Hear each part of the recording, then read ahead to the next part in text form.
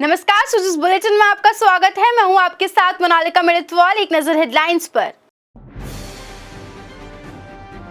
मुख्यमंत्री ने केकड़ी में बजट घोषणा को लेकर धन्यवाद सम्मेलन को किया संबोधित। कहा, बजट घोषणाओं से होगा जिले का बहुआयामी विकास।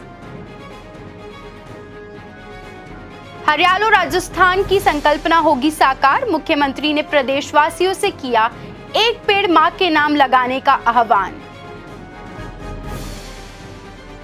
स्वामी विवेकानंद राजकीय मॉडल विद्यालयों में प्राथमिक कक्षाओं का शुभारंभ। शिक्षा मंत्री ने कहा, विद्यार्थी मन से पढ़ाई कर माता पिता के सपनों को करे साकार। अब खबर विस्तार से। मुख्यमंत्री श्री भजनलाल शर्मा आज केकड़ी जिले के दौरे पर रहे।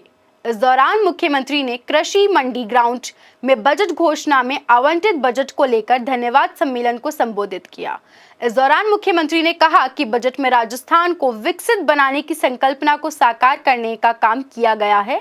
राज्य सरकार ने केकड़ी जिले के बहुआयामी विकास के लिए बजट में विभिन्न घोषणाएं की हैं। हमारी सरकार ने केकड़ी जिले के सर्वांगीण विकास के लिए बजट में जो घोषणाएं दी हैं, पहली घोषणा में आपको बताना चाहता हूं, 650 करोड़ रुपए से जो सबसे बड़ी मांग थी आपकी, नसीराबाद, सरवाड़, केकली और देवली सड़क को 4 लेन बनाने का, ये 650 करोड़ रुपए का पहला काम केकड़ी को दिया। 20 करोड़ रुपए की लागत से विजयनगर बटली माता जी का खेड़ा व देवलिया कला सड़क का निर्माण कराने का काम हमने इस बजट में किया है। 20 करोड़ रुपए से मालपुरा, रीडलिया, माधोलाई, खेजड़ी बास, देवगांव वगैरह, इसामपुर, नसीरबाद, देवली तक सड़क चौड़ाई करने का काम, इसको भी हमने हाथ में लिया है। 25 करोड़ रुपए से सामरिया, झांडली, देवल, लम्बा हरी सिंह सड़क मार्ग का काम करने का काम किया है। 15 करोड़ रुपए से केकड़ी, सरवाड़, नसीराबाद, सावर के उन्नयन का कार्य भी हमने हाथ में लिया है। 10 करोड़ रुपए की लागत से केकड़ी, रामथला, नेगड़िया, देवली सड़क का भी काम हमने लिया है। प्रदेश में बनने जा रहे हैं 9 ग्रीनफील्ड एक्सप्रेस का लाभ भी केकड़ी की जनता को मिलने वाला है। इस अवसर पर मुख्यमंत्री ने कहा कि बजट प्रस्तुत करने के दूसरे दिन से ही घोषणाओं को धरातल पर उतारने का काम राज्य सरकार द्वारा किया जा रहा है। 10 तारीख को हमने बजट पेश किया, 11 तारीख को हमारी कैबिनेट मीटिंग, कैबिनेट के साथ हमारे सभी सेक्रेटरी और जो हमारे जिले के सरकारी सेक्रेटरी हैं वो उनको 12 तारीख को ही उनके क्षेत्र में भेज दिया गया और 13 तारीख को हमारे सभी जो जितने भी हमारे मंत्री जो वहां के प्रभारी हैं, उन सभी मंत्रियों को भी हमने 13 और 14 तारीख को वहां उनके जिले में भेज दिया, जिससे काम की रूपरेखा ठीक प्रकार से बन पाए, हमारा काम प्रारंभ हो पाए, जिससे कि जनता को उसका पूरा का पूरा लाभ मिल सके। मुख्यमंत्री श्री शर्मा ने प्रदेशवासियों का आह्वान करते हुए सभी से एक पेड़ मां के नाम लगाने की भी अपील की। हमारे देश के यशस्वी प्रधानमंत्री नरेंद्र मोदी जी ने पर्यावरण को लेकर के आह्वान किया है कि एक पेड़ मां के नाम। मैं आप सभी से यही कहना चाहता हूं, हम सबका दायित्व बनता है कि राजस्थान का पर्यावरण अच्छा रहे, मेरे जिले का पर्यावरण अच्छा रहे, मेरे गांव का पर्यावरण अच्छा रहे। हम सबको शपथ लेनी है, हम सबको जाना है और एक पेड़ मां के नाम लगाना है। ऐसा मैं आप सभी से निवेदन करना चाहता हूं। शिक्षा मंत्री श्री मदन दिलावर ने सोमवार को शिक्षा संकुल में वीसी के जरिए प्रदेश के 134 स्वामी विवेकानंद राजकीय मॉडल विद्यालयों में प्राथमिक कक्षाओं के शुभारंभ कार्यक्रम को संबोधित किया। इस अवसर पर उन्होंने नए विद्यार्थियों, अभिभावकों, अध्यापकों और प्राचार्यों को बधाई देते हुए उनसे संवाद भी किया।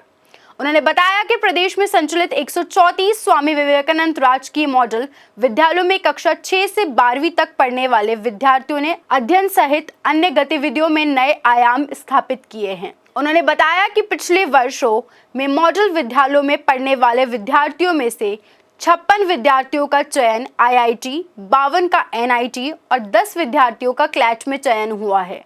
119 विद्यार्थियों ने नीट परीक्षा में भी पास की है। इसी प्रकार 6 विद्यार्थी NDA परीक्षा के माध्यम से चयनित होकर भारतीय सेना, नौसेना और वायुसेना में उच्च पदों पर सेवाएं दे रहे हैं। इस दौरान शिक्षा मंत्री ने विद्यार्थियों से आह्वान किया है वे अपने माता पिता के सपनों को साकार करने के लिए पूरे मनयोग से पढ़ाई करें। जनजातीय क्षेत्रीय विकास मंत्री श्री बाबूलाल खराड़ी ने आज विधानसभा में कहा कि केंद्रीय सरकार द्वारा जनगणना करवाए जाने के बाद ही किशनगंज विधानसभा क्षेत्र के आदिवासी बहुल्य क्षेत्र को TSP क्षेत्र में शामिल करने पर विचार किया जा सकेगा। उन्होंने बताया कि TSP क्षेत्र घोषित करने के लिए अनुसूचित जनजाति की 50% आबादी होना आवश्यक है। वर्ष 2011 की जनगणना के अनुसार किशनगंज शहबाद विधानसभा क्षेत्र अनुसूचित जनजाति की उतनी आबादी नहीं है। जनगणना कराना भारत सरकार का काम है। 2011 के बाद में जनगणना नहीं हुई क्योंकि कोरोना काल भी आ गया, उसके कारण से भी बाधित हुआ। और जब भी क्योंकि किशनगंज शाहबाद की जो आपकी विधानसभा है उसमें जनजाति की जो आबादी होनी चाहिए 50% से ऊपर, इनकी आबादी की जनसंख्या मान्य सदस्य की विधानसभा क्षेत्र की वो उतनी नहीं है। जब ये जनगणना हो जाएगी तो निश्चित रूप से हम उस आबादी की जनसंख्या के आधार पर केंद्र सरकार प्रस्ताव भेजेगी तो हम निश्चित रूप से इनके प्रस्ताव भेज देंगे। कि आपने कहा डूंगरपुर बांसवाड़ा में ये जो चित्तौड़, राजसमंद, पाली इस क्षेत्र को सम्मिलित किया, उनकी आबादी 50% से ऊपर थी।